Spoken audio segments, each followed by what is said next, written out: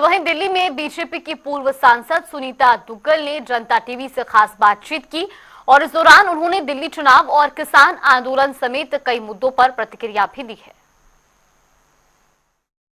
हमारे साथ में सुनीता दुग्गल जी है बात करने के लिए। दिल्ली विधानसभा चुनाव में लगातार चुनाव प्रचार देखने को मिलता हुआ नजर आ रहा है। मैम, आप हमने देखा कि अलग अलग जगह जाकर डोर टू डोर चुनाव प्रचार भी जो है करती हुई नजर आई। किस प्रकार का जो माहौल है वो देखने को मिल रहा है?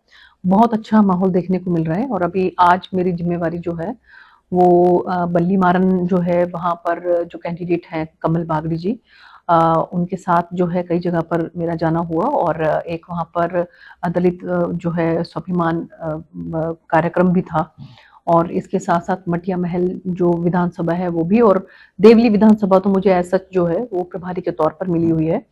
तो अलग-अलग विधानसभाओं में जैसे-जैसे जिम्मेवारी संगठन की तरफ से लगती है, वैसे-वैसे जाकर हम कार्यक्रम करते हैं और बहुत अच्छा माहौल देखने को आ रहा है। जैसे कि अगर हम बात करें, ये जैसे दोनों विधानसभा है, मटिया महल विधानसभा और बल्ली मारन विधानसभा, दोनों जो है वो जनरल विधानसभाएं हैं, लेकिन वहां पर भारतीय जनता पार्टी ने, आप ये देखिए कि एससी कैंडिडेट को वहां पर उतारा है। तो इससे ये स्पष्ट है कि भारतीय जनता पार्टी, जैसा कि आज माननीय प्रधानमंत्री नरेंद्र मोदी जी ने अपने मन की बात में भी कहा कि जो हमारे बाबा साहब भीमराव अंबेडकर हैं, उनके नक्शे कदम पर चलते हुए जो है वो समाज का उत्थान करने पर तत्पर है। मैम, इसके अलावा हमने देखा कि कल देर रात एक बड़ी बैठक भी होती हुई नजर आई। तमाम उसमें जो नेता थे, आप भी थे। किस प्रकार की रणनीति जो है खासतौर पर विधानसभा चुनाव के संदर्भ में बनाई गई?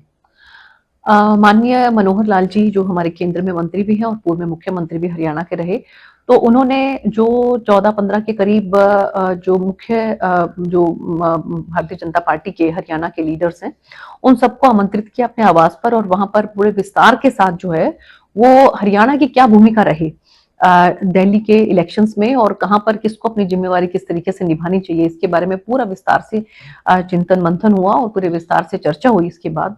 और उसके बाद फिर वहां पर उन्होंने हम सबको भोजन जो है उस पर आमंत्रित किया और हम सब लोगों ने जो है वो डिनर करने के बाद, रात्रि का भोजन वहां करने के बाद अपने अपनी जगह पर प्रस्थान किया। मैम, लगातार घोषणाएं आम आदमी पार्टी करती हुई जो है नजर आ रही है। हमने देखा कि छात्रों को लेकर भी घोषणा होती हुई नजर आई।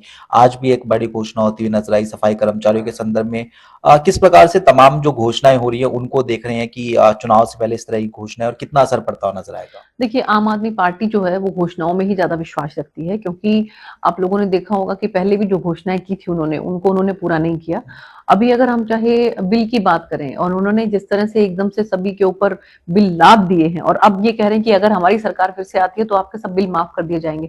जब आपकी ही सरकार थी तो वो बिल आए ही कैसे? इस पे सवाल नहीं उठने चाहिए क्या? तो मुझे लगता है कि अब जनता इन बातों को सब समझ चुकी है और जो भ्रष्टाचार का एक नारा देकर वो राजनीति में आए थे, उसी भ्रष्टाचार में जो है वो लिप्त पाए गए और किस तरह से उनको जो है वो जेल की सलाखों के पीछे भी जाना पड़ा।